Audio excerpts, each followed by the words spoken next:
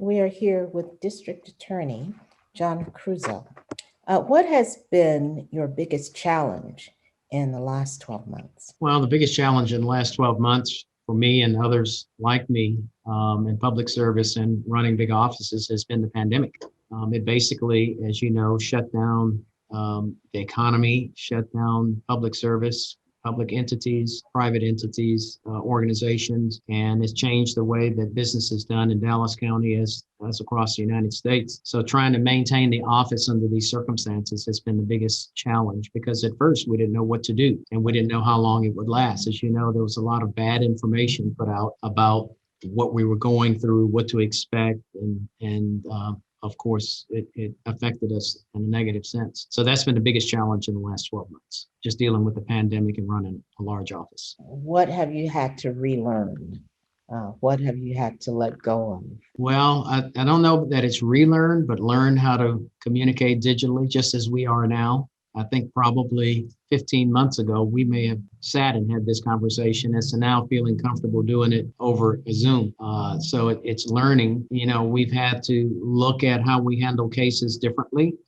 We've had to collaborate in different manners with the county government and with our judges and what have you, because we can't just allow things to stack up. We have to keep the process moving, even though it's at a diminished pace and rate, but we still have to keep it going. So it's not so much relearning, it's learning how to operate in this environment. And that's been the challenge. In what ways then have you had to readjust specifically in terms of your offices, in terms of how you're dealing with people? Well, so one of the things you have when you have people come together on a daily basis and in a public building like this, there's obviously a chance that someone comes in with a virus and transmits it, whether it be a member of this office or a member of the public. So getting staffing figured out and who would be here and not here and under what circumstances, getting the digital platforms put together that were necessary was the county's part, and they did a good job. My part was figuring out how to have staff available to do what was needed. And I had a directive for people to work from home and not necessarily go to the courtroom, but it proved that that was not probably the best idea. And based on suggestions by the defense bar and some of the judges, we changed that to having one person in the court each day. There are 3 people assigned to each court, so they could choose who would come and who would stay at home or whatever. They're still working digitally, but we have one person. And as soon as we did that, I got immediate thanks and expressions of support from judges and the defense bar because they were able to work smoother and get more cases resolved. So, you know, that's kind of a workplace adjustment that I had to make. I had to learn on the fly, I mean, to be honest with you. And then, of course, talking to other elected prosecutors across the state, from smaller offices mostly, but some larger offices. We've all had to figure out how to adjust what our county was able to do digitally, what the judges were willing to do, and to get our offices in line with all of this new technology and new approaches to doing things. We're living in a very fractured world right now, it seems. Things are splintering off. People are at odds on all sides. How do you find common ground? Well, I think if you look back historically, the United States is always, if you go back to our founding fathers in the first days of this country, with the first president, the second, the third, the fourth, you had differences of opinion as to how the federal government should run. And so we continue to have that. I think that what I've seen is that in times past, there was an ability to agreeably disagree. Mm-hmm. Whereas today, there's a lot of venom in the disagreement. There's a lot of finger pointing, you know, a lot of inappropriate animation, I think, towards differences of opinion and hostility. And I just don't know that it's the best way to go forward to get things done, to make a difference for the people in the United States. So I think that that's what we're seeing in governance today. We see it more on a national level. Of course, here in the state of Texas, we do see it some on the state level. Fortunately, here in Dallas County, we don't see that type of behavior. So we're able to function and get our missions accomplished, our jobs here in the county. It seems that with some things like voting, we've seen this before, feels very familiar. We've gone through strategies in terms of moving that forward. What do we need to learn from the past in terms of strategies to form new strategies moving forward? to better outcomes for tomorrow? Well, I mean, I think on the racial standpoint in this country, we've demonized Black folks, this country has, and by law and structure and habit and practice, excluded us from being able to vote and participate fully in other ways in society.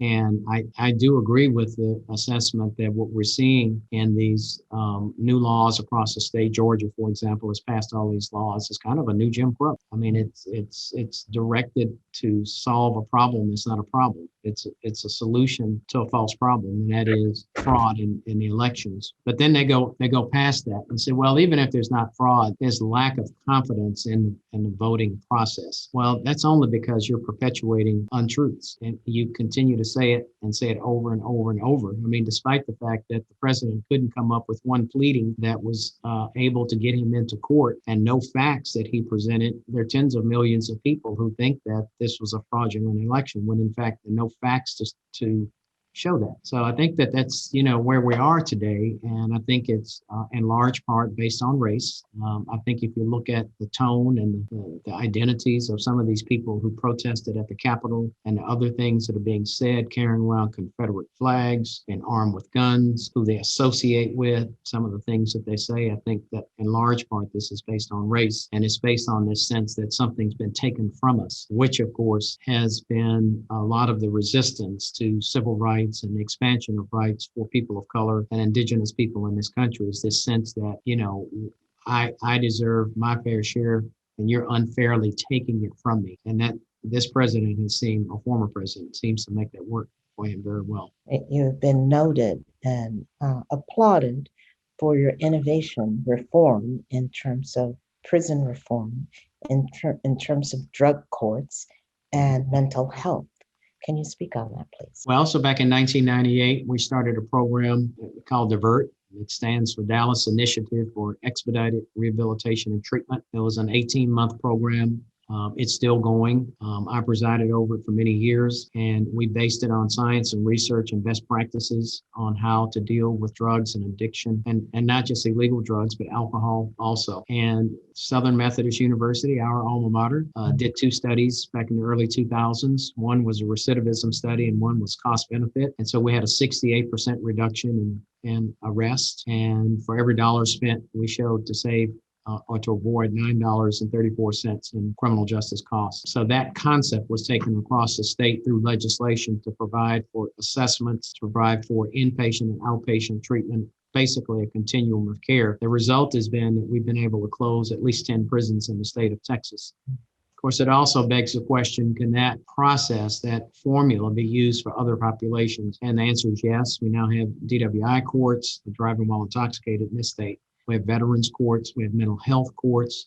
This office has invested in expanding mental health, dealing with the underlying mental health of a lot of people who commit crimes, not just misdemeanors, but also felonies. And we have 3 caseworkers now in this office, but the county is also expanding its footprint, and so is the city of Dallas and other cities in regards to mental health. They're rethinking who responds and how they respond, how they're trained. And so we hope that by beginning this conversation and being active in it, that we'll see better practices across this Dallas County community with that. I know you brought up earlier the fact that there is a facility here, 300-bed facility in this county called the Judge John C. Creuzot Treatment Facility. And in 2013, the county named that then, I guess, 23 or so year old facility, put my name on it, which is a great honor, of course. So it's kind of interesting. Here we are prosecuting people.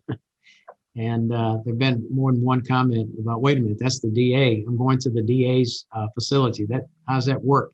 But, I've just changed positions in criminal justice. Instead of being a judge, I'm the district attorney, and we fully support that facility. In fact, when I came into office, it was about 3/4 full, and every week, every month.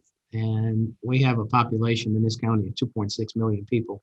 And so we refocused here in the office, and it's been full with a waiting list since I've been in office. We want folks who need a chance to get that chance. We want them to recover, to rehabilitate, and be healthy members of this community and healthy members of their families. Your service has very much been about innovation and reorganizing the justice system.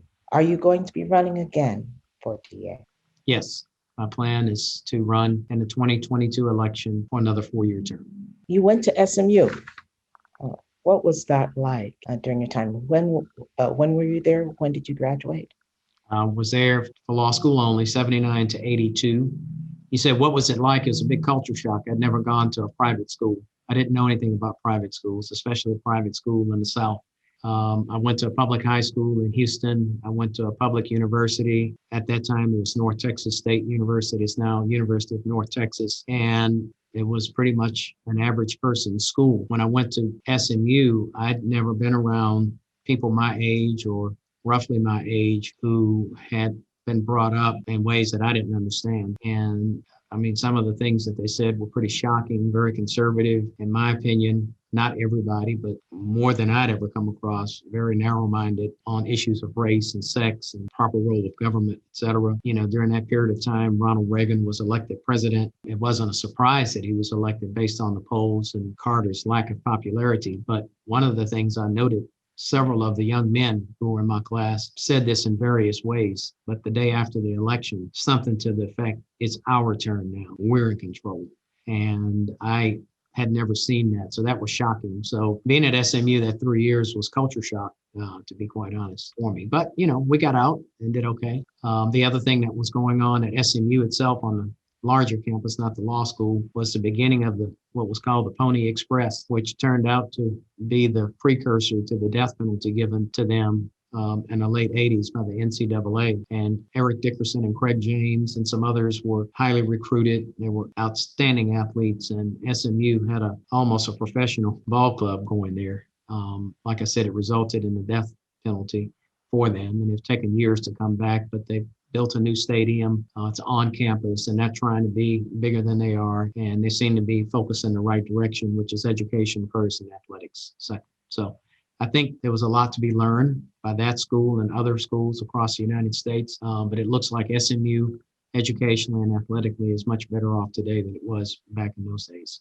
What would be your hope for Dallas, Texas, in terms of the criminal justice system, say after COVID and moving forward 10 years from now? Well, I think that the criminal justice system has traditionally had a large footprint across certain communities. Certainly the people of color are policed more heavily, more aggressively, and I'd like to see less of that. I'd like to see more thought given to how we handle those cases, especially low-level cases. We are in the process of exercising more discretion and using pretrial interventions instead of actual prosecution of cases. There's recent research that is, at least based on the research, the one or two places research suggests that low-level offenders, when you don't handle them as criminals and in the system to the full extent, that there's less likelihood that they will commit a new crime in the future. So we want to make adjustments to what we're doing. We're in the process of doing that right now. For example, we don't prosecute misdemeanor marijuana on first-time offenders, and hardly does anybody come back with a second case. So